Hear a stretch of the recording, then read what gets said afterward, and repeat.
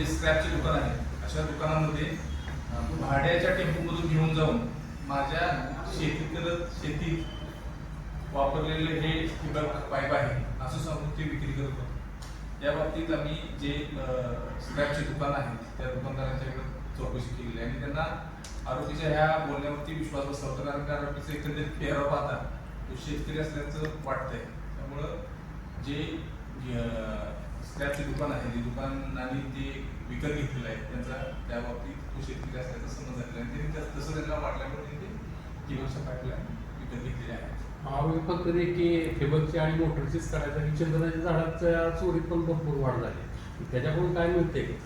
या बाबतीत या आरोपीकडून जरी असं कुठलीही माहिती मिळत नाही किंवा पोलीस ठाण्याला चंदनाच्या झाडाच्या चोरीबाबत अद्याप कुठला कोणाला दाखल झालेला नाही. माझ्याबाबत आरोपी पाहत होता आणि मग परत भाड्याने टेम्पो करून त्या बाईक चोरी करून घेऊन येत होता.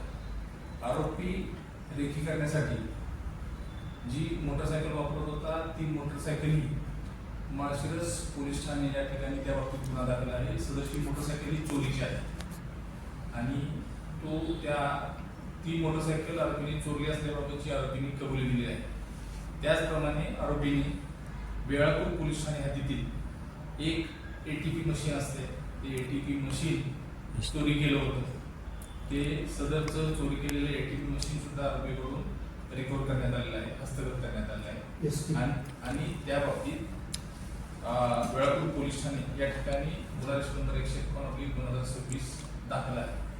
आरोपीकडे केलेल्या तपासामध्ये अद्यापर्यंत आरोपीने 6 गुन्ह्याची कबुली दिली आहे आणि 6 गुन्ह्यातील 100% मुद्देमाल हा अकलूज पोलीस ठाण्याकडील पोलीस उपनिरीक्षक विशाल कदम यांच्या तपास पथकाने रिकव्हर केलेला आहे.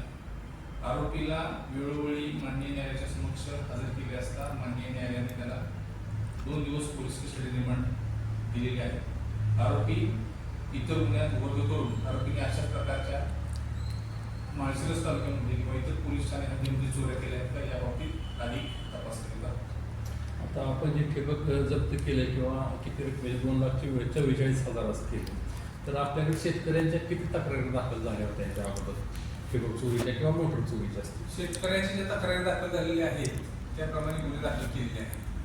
अद्यापर्यंत कदाचित या बाबतीत शेतकरी जे ठिबक पाईप जे वापर हे असते का यूज झालेले काढून ठेवतोय आणि दुसऱ्या नवीन पाईप टाकतोय, त्यावेळेस शेतकऱ्यांना किरकोळ स्वरूपाची किंमत असल्यामुळे बरेच वेळ शेतकरी आपल्याकडे पोलीस ठाण्याकडे तक्रार देण्यासाठी येत नाही.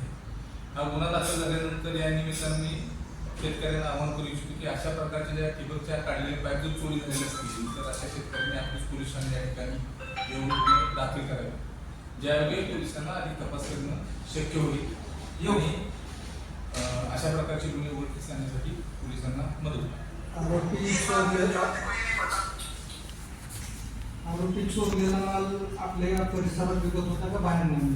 आरोपीची मूळच जशी तुम्हाला सांगितली की 26 रोजी चोंडेश्वरवाडी या ठिकाणी काही शेतकऱ्यांना इसम नामे विकास उर्फ नाना उर्फ रावसाहेब चोरमले हा ठिबकच्या ज्या ड्रीप आहे हे गुंडाळलेले पाईप घेऊन जात असताना डोरणार होता.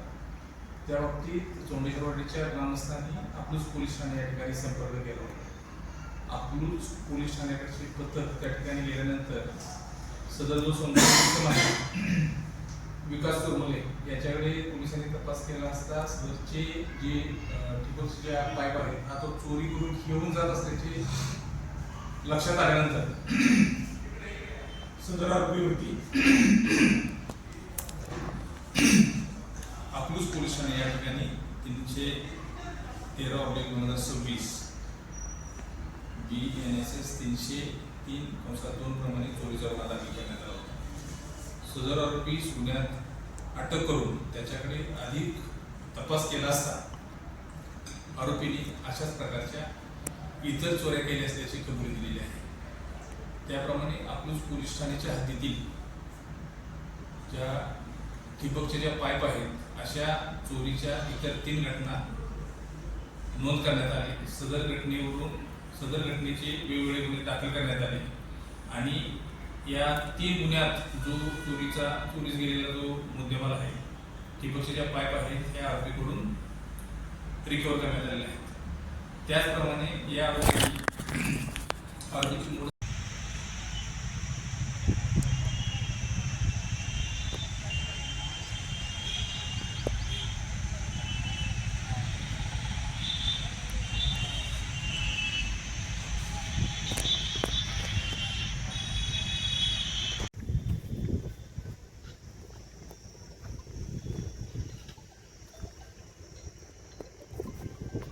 गाडी पण त्यातलीच आहे.